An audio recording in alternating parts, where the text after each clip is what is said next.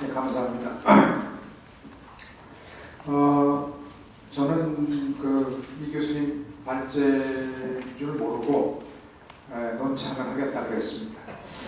그냥 한 목표로 해서 연중 행사로 중요한 행사 하는데 논창하라 그래서 빚진 마음이 있으니까 그냥 순서 하나 하라 그래서 하겠다 그러고는 믿지 않으시겠지만 축구 선교를 떠났습니다. 베트남, 캄보디아 5박 6일, 4박 5일 축구 선교로 가서 매일 축구 시합을 하고 있는데 사실 논찬 쓰려는 얘기도 없었습니다. 중간에 뭐가 날라왔는데 원고 보냈으니까 논찬을 보내라고. 그래서 축구를 3전 3패하고 지친 마음으로 딱 봤더니 원고가 왔는데 뽑아보니까 21장이더라고요. 그래서 제가 마지막에 관광이라는 건 뭐 하나도 안 했다 그러면 그렇지만 마지막에 앙코르와트였는데 앙코르와트와 논찬을 바꿨습니다. 못 가고 논찬을 준비를 했습니다. 이 정도면 비싸게 한 거죠. 여기 보니까 리뷰 앤 컴플리먼트라고 위에 보면 이렇게 써있지 않습니까? 그러니까 한번 돌아보고 그다음에 칭찬해라. 이게 지금 논찬의 요점인 것 같습니다. 주최 측에. 그래서 저는 거기에 충실히 맞춰서 가겠습니다. 그리고 조금 컴플리먼트에 COMPLI가 아니고 2가 되면 보완인데요. 그거 조금 하겠습니다. 뭐 큰 건 아니고요. 그래서 1, 2, 3, 4, 5는 다시 반복되는 이야기이기 때문에 들을 필요가 없고요. 6번으로 가시면 새희망 실현을 위한 이어지는 재언을 저는 이제 하나님 나라 문화 형성이라는 관점에서 조금 더 말씀을 나누도록 하겠습니다. 저도 논고를 그대로 빨리 읽겠습니다. 이 교수님의 발제는 위기의 한국교회를 위한 새 희망이 교회와 그 구성원들의 총체적 갱신을 통하여서 시작되며 또한 실현될 수 있는 버거운 과제라는 것을 명확하게 인식시켜준다는 의미에서 큰 의미를 가집니다. 위기라는 말 자체가 함의하는 위험성과 기회의 양면성을 사회과학적 통계와 증빙 자료들을 동원하여서 예시한 점도 매우 공헌한 바가 크다고 평가됩니다. 근거가 부족한 막연한 한국교회에 대한 감정적인 비판과 함께 책임감을 동반하지 않는 막연한 낙관론도 한국교회의 새 희망을 위하여 구체적 도움이 되지 않는다는 점을 감안할 때 이 교수님의 구체적인 방법론과 사회학적인 방법론과 구체적 주장은 현실에 근거한 비판이지만 동시에 책임적 대안의 토대가 되는 건설적인 이론이자 실천적 제안이기 때문입니다. 기독교 의학적 관점에서 본다면 이 교수님의 제언은 사회윤리와 개인윤리 사이의 균형을 유지하면서 개인윤리에 기초한 기독교 사회윤리적 비전을 모색하였다는 점에서 매우 긍정적으로 평가됩니다. 이와 함께 이 교수님의 분석과 비판은 외부적인 관점에서 교회에 대한 외부적 관점에서 비판을 수용했을 뿐만 아니라 교회 내부의 구조와 역학관계에 대한 인지와 한국교회에 대한 애정을 동반하기에 더욱 한국교회의 갱신을 통한 새 희망의 이론적 토대로서 역할을 할 수 있다고 평가됩니다. 여러 의미에서 한국교회의 새 희망을 촉구하는 이 교수님의 발제를 구체적 실천을 위한 보완적 역할이라는 의미에서 제가 다음과 같은 논의를 제기하고자 합니다. 첫 번째, 교회의 대사회적 이미지 쇄신을 위한 과제. 오늘 기독교회는 사방으로 웃겨쌈을 당하는 상황에 처하여 있습니다. 다양한 견해를 가진 사회 구성원들과 단체들로부터 여러 가지 이유로 비판의 대상이 되고 있습니다. 기독교가 합리성과 충돌한다고, 아인슈타인 광고가 그러하죠.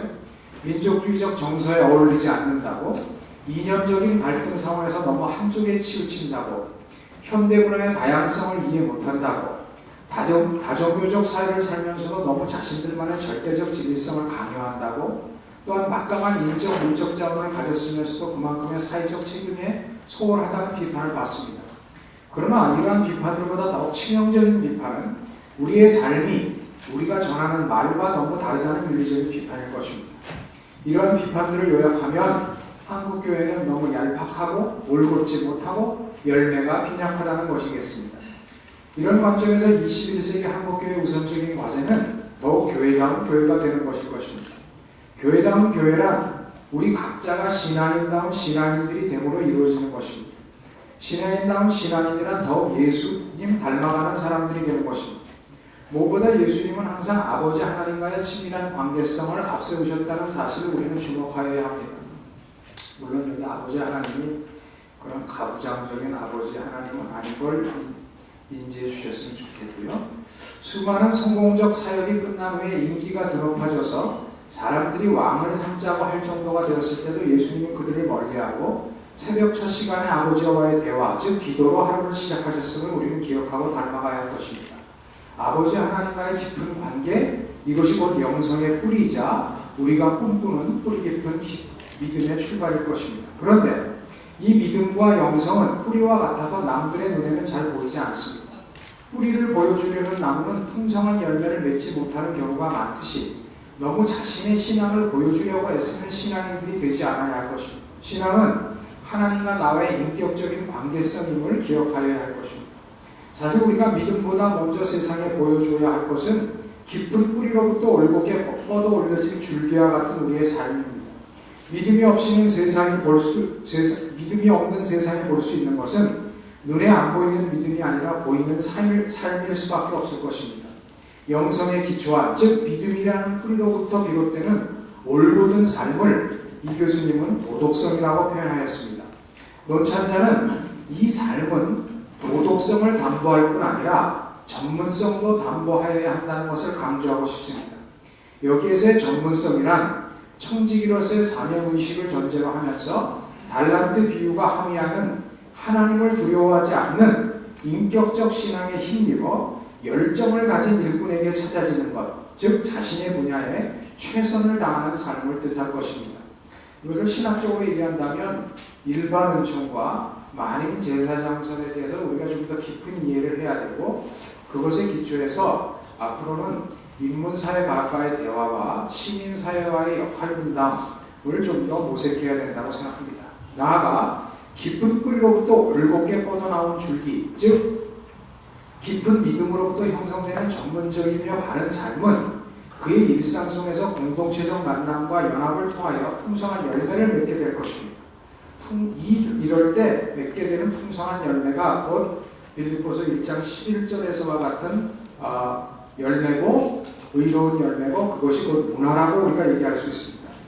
세상이 우리의 덕을 보는 것은 바로 열매로서의 문화를 풍성히 맺어 나눌 때일 것입니다. 우리가 세상의 빛과 소금이 되는 것, 올곧은 삶과 풍성한 열매, 즉 문화 형성을 통해서 구체화될 수 있습니다. 물론 이러한 열매 나눔, 즉 삶과 문화 나눔은 우리의 생각과 감정과 의지적 표현과 물질적 환경을 허락하여 주신 창조주 하나님의 아버지에 대한을 나의 주로 아는 것, 그리고 그분께서 항상 우리의 기도를 들어 응답해 주시는 분이심을 아는 영성, 믿음으로부터만 허락되는 것임을 우리는 마음 깊숙이 더 보듬어야 할 것입니다.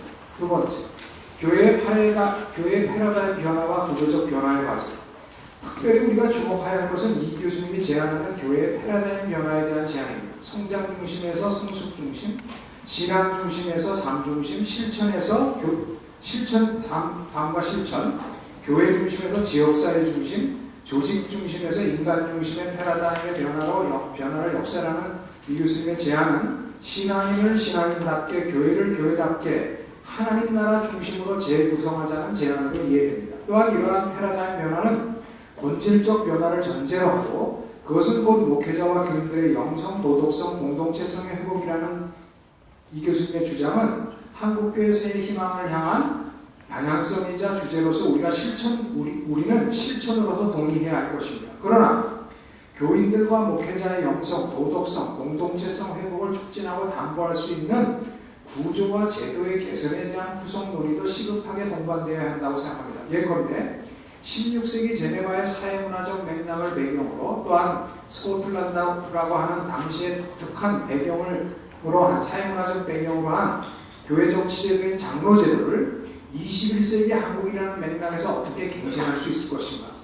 예컨대 감리교회 감독제도를 비롯한 다른 교단들의 정치제도는 21세기 맥락에서 그대로 어느 정도 유지될 수 있을 것인가. 이와 함께 중요한 문제가 목회자를 난립하여서 목회자를 양산하는 신학교의 문제도 심각하게 논의되어야 할 주제라고 생각합니다. 라이놀드 니버가 도덕적 인간과 비도덕적 사회를 논하였듯이 한 개인과 단체의 회복으로 한국교회의 새 희망을 논하기에는 너무도 역부족이기 때문입니다. 그런 의미에서 오늘의 교회 정치 제도와 교회 안의 운영 규칙 등을 21세기적 상황에 맞게 갱신하여 나가는 노력과 목회 후보생을 양육하는 신학교의 문제도 매우 중요한 새 희망을 일구기 위한 과제로서 인식되고 수행되어야 할 것이라고 생각합니다. 감사합니다.